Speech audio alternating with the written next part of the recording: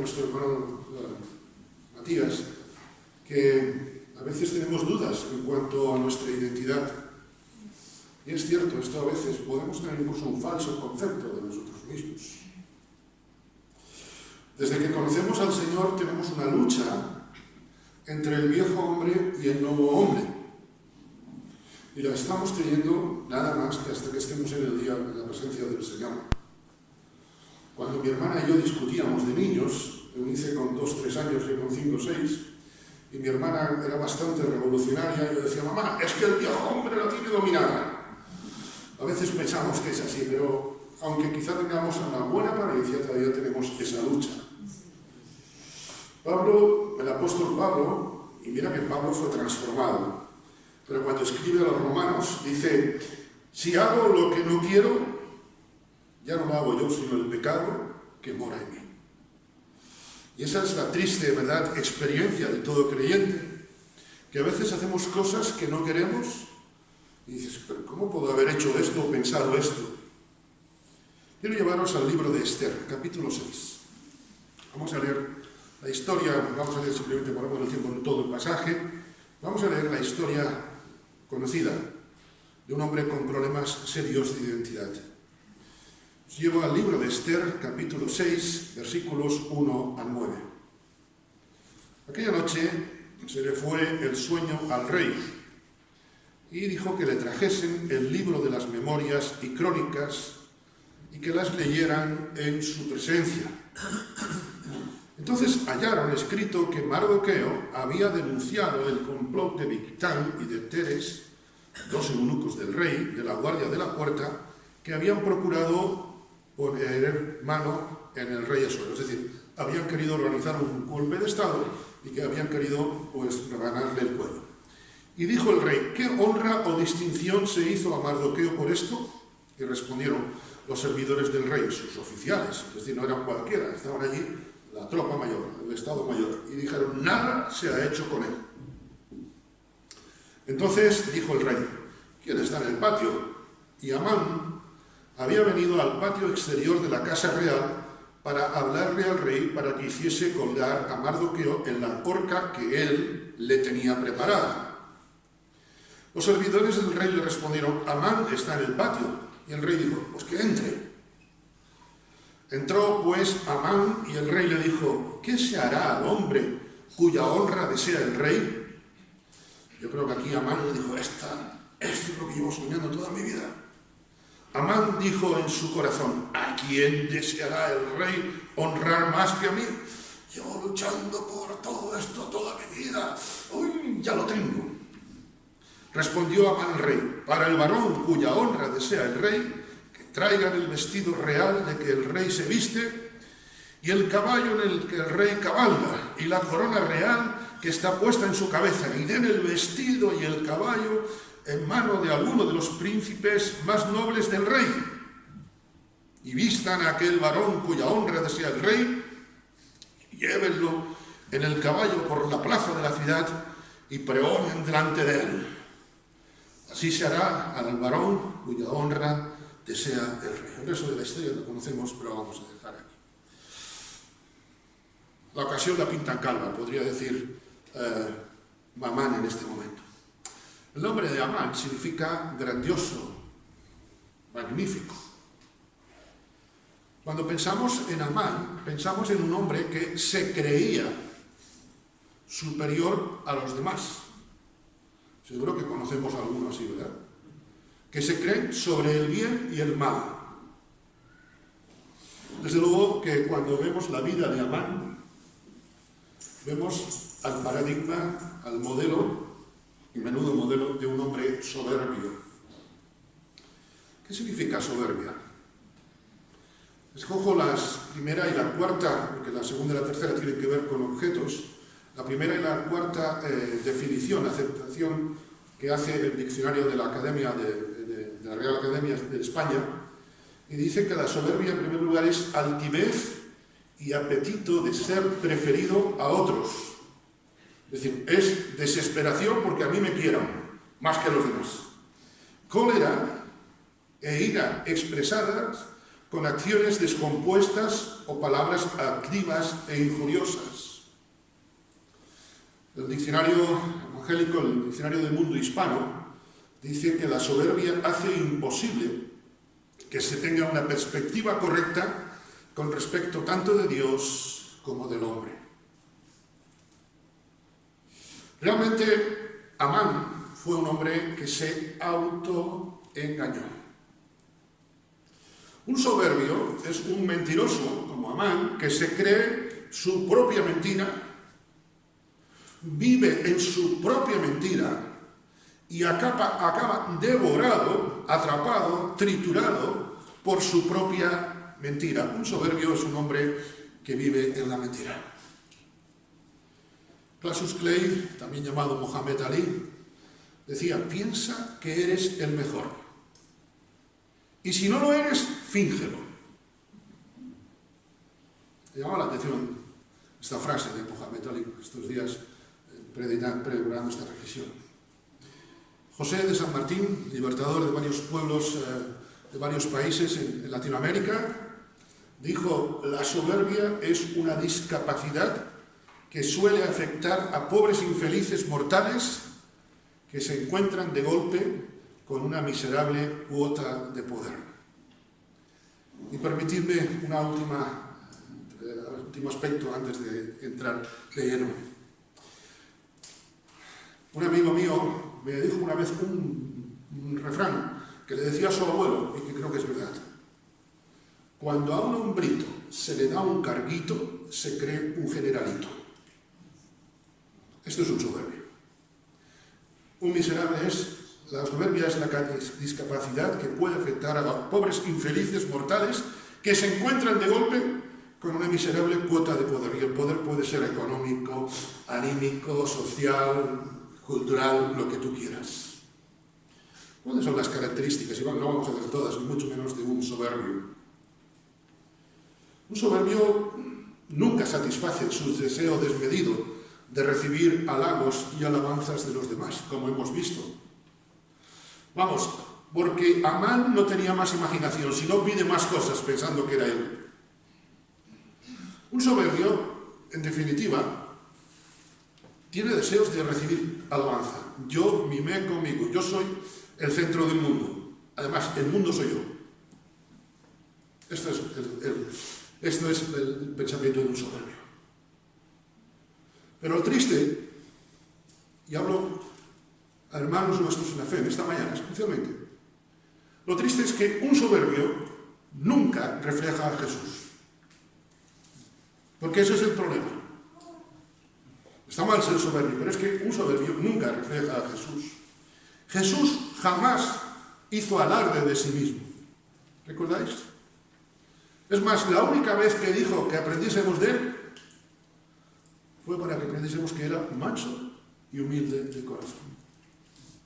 Un soberbio no puede caer tan bajo, permitidme la ironía.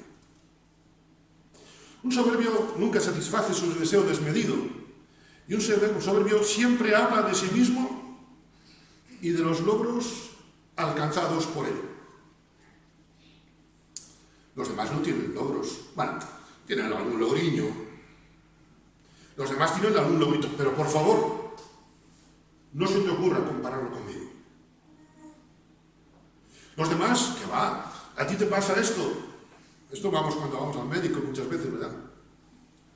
Ay, vengo con un dolor de cabeza, a usted no le pasa nada. A usted no le pasa nada. Mira, tengo un granito aquí. Oh, lo suyo no es nada. Mi primo tiene un tumor aquí. ¿O no conocéis esto? El problema no es que esto pase en el médico, el problema es que nosotros caigamos en eso. Desde luego, los demás, al lado de Amán, para Amán, sus congéneres, sus coetáneos, no pintaban nada. Los demás era chusma, él era la élite. Estaba desesperado de sí mismo. ¿Jesús te dio algún ejemplo de esto? Ya que Jesús no nos lo dio, si nosotros estamos en eso, no estamos reflejando a Jesús. Pero también otra de las cosas más interesantes que tiene el soberbio es que tiene muchísima dificultad en entablar amistad con los demás. Y aquí no se trata de timidez, porque la amistad es un igual a igual. Y hay personas que tienen más facilidad para tener amistad con otros. Yo sé que esto va mucho en el carácter, pero hay personas que lo tienen imposible, porque ponen barreras a cualquier acercamiento. Sabéis que un pesimista es un hombre que encuentra 100 problemas para cada solución. Un soberbio es una persona que es capaz de dinamitar cualquier puente, porque claro, es que ¿cómo vas tú a estar al mismo nivel?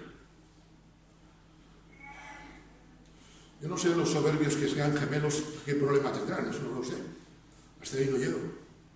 Pero pensar que hay otro a mi nivel. La amistad se basa en un igual a igual. Repito, yo sé que a veces hay personas y seguramente más de uno de nosotros tenemos cierto grado de timidez muchas veces. Y hay personas que tienen una facilidad tremenda, eso no significa que sean más humildes. Pero es que un soberbio es incapaz de tener una amistad. Puede tener muchos conocidos. Y podemos tener muchos conocidos. Y estoy seguro que amigos tendremos unos cuantos, porque los amigos hay que cultivarlos. Pero conocidos tenemos muchos, ¿verdad? Pero un soberbio es incapaz. Porque la gente ya es que le huye. Hay personas con las que tú quieres tener amistad. Pero a un soberbio, yo no sé vosotros, le huele la axila del carácter, ¿me entendéis? Jesús siempre sabía cómo acercarse, y era el Hijo de Dios, el Rey de Reyes, y supo cómo acercarse. Lo leíamos el otro día, Juan 4, nuestro hermano Eduardo nos predicaba precisamente el pasado domingo, si no recuerdo mal, de esta misma plataforma, ¿verdad? Se acercó a una mujer, ainda por riba samaritana, o samaritana, ainda por riba mujer. Y Jesús se acercó a su nivel, se acercó a un endemoniado, se acercó a tantas personas, bueno, se acercó a tu vida y a la mía. Jesús no tenía ni un gramo en su ADN de soberbia. Un soberbio es incapaz de, ya no digo de escuchar, sino siquiera de reconocer una crítica. Un soberbio se toma cualquier posible crítica como un insulto personal. Hasta aquí podemos llegar. Y aunque otro hable, aunque otro esté diciéndole, mira, no vas bien por aquí o esto, en ese momento pone en modo off sus oídos, tapona sus oídos. Cuando alguien simplemente quizá pregunta, pone quizá no en duda, pregunta, oye, mira, ¿y esto? Pues lo toma como un ataque de falta de amor de los demás. ¿Tú qué te crees? ¿Cómo me vas a preguntar eso? Los demás siempre son culpables de todos sus errores. Se dice que la capacidad de una persona, y esto es una ironía obviamente, se dice que la capacidad de trabajo en equipo de una persona se mide en la facilidad con la que tienes de echarle la culpa a otro cuando las cosas te van mal a ti. Esto fue un poco lo que hizo Adán y Eva, el Señor y la mujer que me diste. Adán tenía mucha facilidad para trabajar en equipo. Un soberbio no reconoce, la culpa es del otro, la culpa es del sistema, la culpa es de fulanito, la culpa nunca es de él. Jesús siempre buscó y usó las críticas que recibió como oportunidades para llegar a los demás. Y Jesús, cuando alguien venía con crítica, aunque fuera crítica destructiva, los fariseos, ¿recordáis? Vamos, los fariseos eran maestros de la crítica, de la murmuración, pero Jesús siempre les habló con el amor. Pero un soberbio también tiene muchísima dificultad, por no decir total dificultad, para pedir perdón. En algunos casos, en un ataque, esto irónicamente hablo, en un ataque de humildad, dicen, bueno, mira, si en algo te he molestado, pero yo no te he hecho nada, ¿eh? Eso no es pedir perdón, eso es querer quedar bien. Y no es lo mismo. Porque el perdón implica reconocimiento. Salmo 51. Cuando David se confiesa delante de Dios, David no dice, Señor, devuélveme el gozo de tu salvación porque me parece que alguna cosa a lo mejor he hecho mal. ¿Qué dice David? He pecado contra ti. Solamente contra ti. El hijo pródigo, Padre, he pecado contra el cielo y contra ti. A veces hablamos de que los demás no nos perdonan, ¿sabes? El problema Muchas veces no vemos perdón en los demás porque nosotros no somos capaces de perdonar. Jesús, incluso, recordamos, pidió perdón para los que le acusaban injustamente. Padre, perdónales porque no saben lo que hacen. Un soberbio hubiera dicho, Señor, que les caiga el fuego de Sodoma, Gomorra 3 veces y que los deje tostados, no, quemados, triturados. Meditábamos hace poco sobre las cosas que no pidió Daniel, ¿verdad?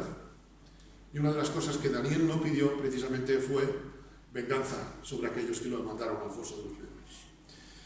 Finalmente, un soberbio es una persona intolerante. Cuidado porque hoy se habla de tolerancia y creo que hoy son los tiempos más intolerantes. Hoy la soberbia está al orden del día. Hoy se habla de tolerancia si haces lo que yo digo. Ahora, lo que tú dices no. Eso no vale, eso no es democrático, se dice hoy. Y eso es intolerancia, eso es soberbia. Puede disfrazar de santidad su forma de actuar, pero un soberbio es alguien que piensa, opina o percibe todas las cosas totalmente diferente a los demás y es incapaz ni siquiera de escucharlas. Incluso esto puede ser no solamente en cosas domésticas de la vida, sino en cuestiones incluso de cómo vivir la vida cristiana. La familia cristiana evangélica hay muchísimas familias. Qué triste es cuando, como los otros no hacen como la otra iglesia no hace como la nuestra sí es más santa. Y esto que os estoy diciendo lo veo con frecuencia. Dios quiera que no engañemos. Seguro que en esta mañana podemos decir, uy, lo que nos está diciendo Jonathan, y yo espero que sea el Señor que nos lo diga a todos, empezando a mí. Esto lo veo en fulanito, en menganito, en sotanita, en el otro. Pero no se trata del otro, se trata de ti y de mí. No se trata del que está al lado. Mira, Jonathan, este sí, el que está a mi lado, o este que no ha venido hoy, qué buen sermón le sería. Se trata de cada uno de nosotros. Hace años, al terminar una predicación, me vino un hermano y me dijo, Jonathan, muy buena la predicación, lástima que, bueno, para mí no era, lástima que hubo algunos que no han venido, pero que para eso sí hubiera sido buena. Y yo me acerqué y le dije, bueno, hermanos, ellos lo escucharán en la grabación, pero tú estabas aquí. Creo que estamos aquí, el Señor nos llama esta mañana la atención. ¿Quién podrá entender sus propios errores? Líbrame, Señor, de los que me son ocultos. Y sigue diciendo el Salmo 19, versículo 13. Preserva, Señor, no solamente libra de mis propios errores, preserva a tu siervo de los malos, ¿no? De las soberbias, que no se enseñoreen de mí. Entonces, si no tengo soberbia, seré íntegro y estaré limpio de gran rebelión. El tiempo avanza y quisiera pensar en un segundo aspecto en esta mañana. ¿Cuáles son las causas? ¿Qué cosas motivan? ¿Cuáles son las simientes, las semillas de la soberbia? Son muchas más, pero por amor al tiempo y para poder dejar hoy terminado este tema, permíteme que solamente piense en 3. Podemos tener soberbia por lo que hemos conseguido. Conozco hermanos, yo puedo caer, aquí no estamos aquí, estamos todos en el mismo saco. Yo estoy sentado en un banco también esta mañana. Conozco hermanos que han llegado a cierto nivel social. Alguien me decía hace unos años, y después ha demostrado que, en fin, no solamente eran palabras, que era uno de las 100 personas más influyentes del año tal en su comunidad autónoma. Por su trabajo. Gloria a Dios. Pero después me dijo, mira, Jonathan, ¿ves? Me reconocen. A veces podemos llegar a la soberbia por los logros y las metas que hemos alcanzado. Hermanos, llegar a un éxito, llegar a un logro, llegar a una cima que nos hemos puesto en la vida es un gozo. Es más, las metas forman parte de nuestra vida. Recordamos que Jesús incluso habló de las metas a la hora de construir. Qué bueno es llegar a metas. Qué bueno es conseguir cosas en lo familiar, en lo económico, en lo social, en la empresa, incluso como iglesia. Pero no podemos olvidar olvidar que somos humanos y que somos frágiles. Johan Cruyff, futbolista, entrenador en los años 90, decía que cuando llegas a la cima, el siguiente asiento es el fracaso. La siguiente silla, decía él, es el fracaso. Somos humanos y podemos caer cualquiera de nosotros en la soberbia. Conozco una iglesia que amo profundamente, que presumía de su gran número de jóvenes. Satanás se enteró de aquello y les llenó de soberbia, y el tiempo, bueno, no quiero entrar en detalles, pero os podéis imaginar lo que pasaría después con el tiempo. ¿Sabes? Dios no condena nuestros logros, sí que condena que nos creamos reyes de nuestros logros. Porque si somos hijos de Dios, tenemos que entender que somos siervos. Y el único objetivo de un siervo de Dios es hacer lo que tiene que hacer. Siervos inútiles somos porque hicimos lo que teníamos que hacer. Como digo, Dios no condena tus logros. Me alegro cuando hay hermanos que prosperan en sus empresas, iglesias que prosperan en lo personal, personas que sus logros académicos, etcétera, prosperan. Pero es necesario reconocer que todo lo que somos, lo que tenemos, a la meta a la que hemos llegado, se lo debemos todo a Dios. Salmo 150, todo lo que respira, alabe a Dios. No dice que respires para ti. El apóstol Pablo dice a la iglesia de Corinto, en la primera epístola, por la gracia de Dios, soy lo que me he labrado, soy lo que soy. Soy lo que soy, no por ser guapo o bonito, que los hijos de Dios somos guapos, bonitos y elegantes. Bueno, aquí estamos todos, aquí no hay ninguno feo. Y seguro que los que nos vean por las redes tampoco son feos. Lo que somos no es por lo que somos nosotros, sino porque la gracia de Dios vive en nosotros. Y cuando me desvío de la gracia de Dios, me pongo bajo, permitidme la ironía, la gracia de Satanás. A la misma iglesia de Corinto, en la segunda epístola, le dice, el que se gloría, que se ponga todo con los peitos cheos. El que se gloría, gloríese en el Señor. Quizá por las metas alcanzadas, como decía, pero quizá la segunda semilla puede ser por todo lo que ha sido en su vida. Llegar a ciertos hermanos, ciertas iglesias, llegar a una meta, ha sido un camino muchas veces no difícil, sino dificilísimo. Y por supuesto que tenemos que reconocer el mérito, el ejemplo incluso, que tienen muchos por cómo se han desenvuelto en medio de muchas dificultades para lograr sus metas. Hay hermanos que para llegar a ciertas metas en el ministerio, en lo personal, en la iglesia, en lo empresarial, las han pasado muy difíciles, muy escabrosas. El problema es que cuando se ha conseguido la meta, a muchos se les viene la soberbia. Recordamos al joven rico, mira todo lo que has ganado, ahora quédate cheio. Aquí soy yo el centro del universo y el universo completo. Y como los demás, los demás es que no han vivido lo que he vivido. Yo si te contara, eso es soberbia. Un soberbio olvida que cada persona es diferente, un soberbio olvida que los demás tienen sus luchas. Un soberbio es alguien que ha llegado a una meta, pero su corazón está en el punto de partida.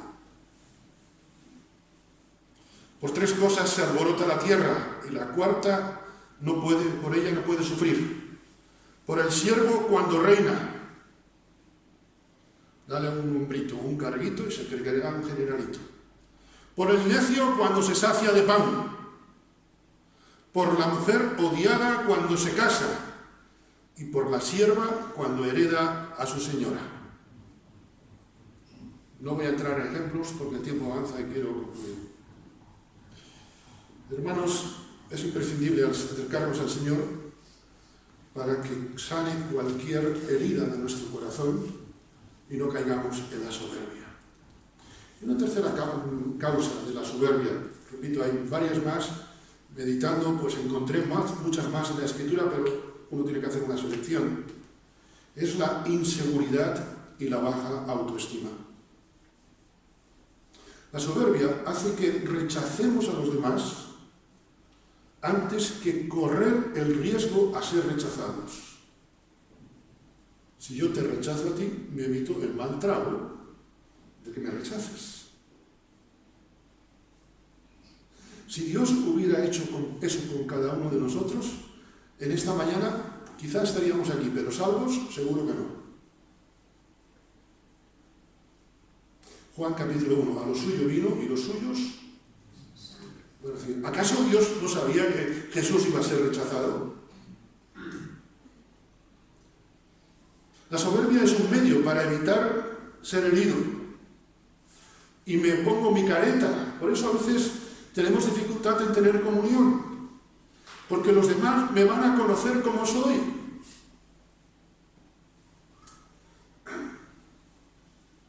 Conocí a una persona bastante bromista, que al principio parecía muy seria. Por circunstancias, empezó a tener amistad con otros, y un día alguien dijo, caramba, qué bromista era, no lo sabíamos. Quizá a veces tenemos que descubrir a los otros, y tenemos a veces miedo de que nos descubran. Eso es soberbia. La soberbia es querer clavar cuchillos en los demás, pensando que nosotros vamos a sentirnos inmunes y superiores. Si yo le hago esto con esto es la política, por ejemplo, de veces algunos empresarios. Todos tenemos miedo a ser rechazados. ¿Quién de nosotros no tiene miedo a ser rechazado? Menos mal que no me rechazó, pero yo recuerdo que el día de la boda dije, anda, que si ahora la muchacha me dice que no. Os lo digo de corazón. Menos mal que eso me sale ahora, si no de aquella, a lo mejor le doy ideas. Bueno, todos tenemos miedo a ser rechazados, ¿verdad?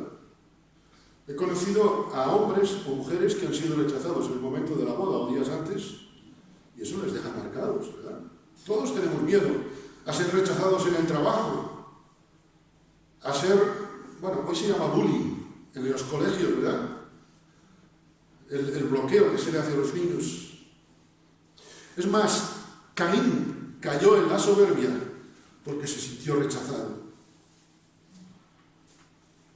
¿Qué te ocurre a ti? ¿Qué me ocurre a mí cuando soy rechazado? ¿O cómo evito que me rechacen? Quizás estoy evitando que me rechacen no porque me sienta superior, sino porque tengo mi estima baja por los suelos. Decía Matías que Dios es el que nos da la auténtica identidad. Si alguno está en Cristo, nueva criatura es. Los minutos finales, menos mal que nadie dice aleluya, quisiera pensar en la victoria sobre la soberbia. ¿Cómo vencer la soberbia? En principio, reconociendo que soy débil. Soy más débil de lo que me pienso.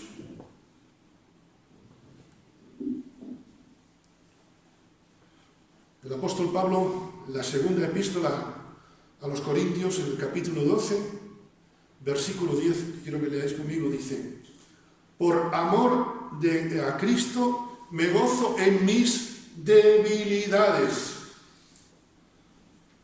Pablo estaba como una chota, dirían algunos. Esto de gozarse en sus debilidades. Los libros de manual de autoayuda, todos te dicen, busca tus puntos fuertes. Que por cierto, estos de los libros de autoayuda a mí me sorprenden, porque sacan una edición, después sacan otra edición ampliada, y otra, quiere decir que la cosa no está muy clara. La Escritura, sin embargo, no hace falta ampliar. Por amor a Cristo me gozo en mis debilidades, en afrentas, en necesidades. Aquí, teología de la prosperidad, nanay de nanay. Me gozo en las debilidades, en afrentas, en necesidades, en persecuciones, en angustias, porque cuando soy débil, entonces soy fuerte. Reconozcamos que somos débiles. Soy más débil de lo que yo me pienso. En segundo lugar, ¿Cómo tener victoria sobre la soberbia? Pues buscando cada día más a Dios. Conocéis por activa y por pasiva como el ciervo brama. Me gusta mucho esta expresión, brama, el bramido, el berrido del ciervo. No, el ciervo no dice desea, sino brama. Cuando el ciervo brama es que está en su punto máximo. Podríamos decir como el ciervo se desespera por las corrientes de las aguas. Así brama por ti, permitidme, así clama por ti, oh Dios, el alma mía. Mi alma tiene sed de Dios, del Dios vivo. Un soberbio no tiene sed de Dios. Puede tener sed de versículos, sed de no sé qué, pero no tiene sed de Dios. La palabra es grande, pero Dios es más grande que la palabra, por eso hemos de buscarle a Él a través de ella. Un soberbio se cree fuerte, un humilde está desesperado por encontrar la fuente de Dios. Tenemos victoria, el antídoto para la soberbia es también tener arrepentimiento y restauración. Dice, si no recuerdo mal, Hechos, en capítulo 3, versículo 19, es Pedro quien habla. Por tanto, para que sean borrados vuestros pecados, arrepentíos y volveos a Dios, a fin de que vengan tiempos de descanso de parte del Señor. Hoy la soberbia se considera, eso es carácter. La soberbia no es carácter, la soberbia es pecado. Y no podemos ir a Dios, no podemos buscar a Dios si antes no hay arrepentimiento de nuestra parte. Dice el apóstol Pablo, Romanos capítulo 12, versículo 21, no seas vencido de lo malo. Dice un refrán español que la ocasión hace al ladrón. Todos podemos caer en un momento de soberbia. Todos. Os lo dice alguien que está en ese problema también. Alguien que puede caer. No seas vencido de lo malo. La lucha desde que conocemos al Señor entre el viejo y el nuevo hombre sigue existiendo. Vence con el bien el mal. Me gusta mucho la traducción que hace de este versículo, la versión de la palabra. No permitas que te venza el mal. Antes bien, vence el mal a fuerza de bien. Como si estuvieras echándole leña a la estufa, ¿verdad? A fuerza de bien, a fuerza de actos de bondad, de bendecir y no maldecir, como dice Jesús en el Sermón del Monte, etcétera, etcétera, se vence el mal. Un cristiano, queridos hermanos, un cristiano es un ser contracorriente. Un cristiano es luz en medio de las tinieblas. Un cristiano es humildad en un mundo de soberbias. Un cristiano es siervo en un mundo de reyecitos. Si vivimos para el ego, vivimos, dice la sociedad. El apóstol dice, si vivimos para Él, para el Señor vivimos. Y si morimos, ¿cuántas veces tenemos que morir a nuestro yo, a nuestros derechos, a no sé cuántas cosas? Para el Señor morimos. No es para méritos tuyos o míos, sino para que Cristo viva. Así pues, en vida o muerte, pertenecemos al Señor. Un cántico que aprendí de niño decía, ya pertenezco a Cristo, mío también es Él. Queridos hermanos, el aviso de Dios sigue vigente para nosotros hoy. Y este fue el versículo que me motivó a pensar estos días en esto. Abdías, ¿sabéis? Hay un profeta que se llamaba Abdías. Tiene solamente un capítulo, pero en el versículo 4 dice, aunque te remontes, y esto es un aviso para todos nosotros, aunque te remontes como el águila, majestuoso, con tus alas desplegadas, para arriba, incluso sobre las tormentas, aunque te remontes como el águila, y aunque entre las estrellas pongas tu nido, de allí te derribaré, declara el Señor. Esto es un llamado a navegantes, un aviso a navegantes. Ojalá, queridos hermanos, ninguno de los que estamos aquí, de los que nos siguen por las redes, tenga que ser derribado de nada. ¿Cómo nos presentaremos delante de Dios? Permitidme la expresión, ojalá en esta mañana, hoy, siempre, no haya un segundo Amán entre nosotros. Perdón, ojalá yo no sea Amán. Ojalá ninguno de nosotros sea un segundo Amán. Porque es fácil pensar que no haya ningún Amán en nuestra iglesia. Se trata de mí, se trata de ti, se trata de cada uno de nosotros. Pon tu nombre. Yo no quisiera ser Jonathan Amán. Vamos, mis padres me llegan a poner ese nombre y otra historia, pero bueno. Yo no quisiera ser Jonathan Amán. Puedo serlo, si no dependo de Dios. ¿Cómo somos? ¿Cómo nos ve Dios? Vamos a tener una palabra de oración y después tendremos algunas cosas que comentar.